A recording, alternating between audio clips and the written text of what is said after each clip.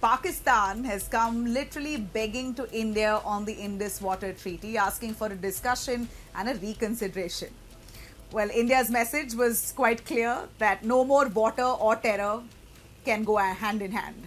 Of course, after placing the Indus Water Treaty in abeyance with immediate effect following the Pahalgam terror strike, we hear New Delhi has received what we can call certainly a desperate letter or a desperate plea from Pakistan asking for a reversal of the abeyance. For the first time in decades, Islamabad has signaled its willingness to sit across the table and discuss with India's objections.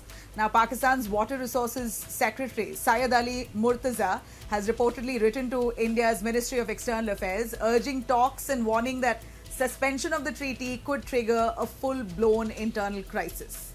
This is Pakistan in a desperate bid saying you don't release water, then we are going to really fall into crisis. This is literally in written. Now, this sudden change in tone appears to be a stark contrast to Pakistan's earlier defiance, despite two prior notices. Now, let alone the terror and the conflict that's happened in the last few weeks. But in 2023 January and in 2024 September, India had raised concerns about the guidelines of the treaty, wanting to reconsider some of it or revisit some of it. Pakistan at that time showed no interest in dialogue.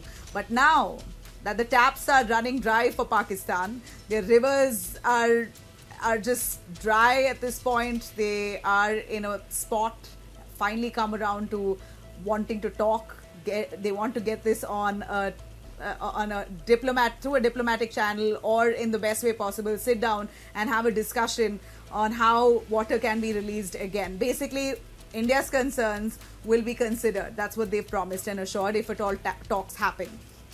Now, let me tell you, Pakistan got 70% of the Indus River waters. The treaty allows Pakistan access to Indus, Jhelum and Chenab, while India retains the Sutlej, Beas and Ravi. Now, this time around, India seems to be very strategic. In fact, India has very clearly said that water is now a matter of national security until Pakistan credibly and irrevocably dismantles its terror infrastructure. The treaty still will stay suspended. Modi government also, we hear right now, is preparing to move forward on long-stalled hydroelectric projects to see how best to utilize every drop of its share.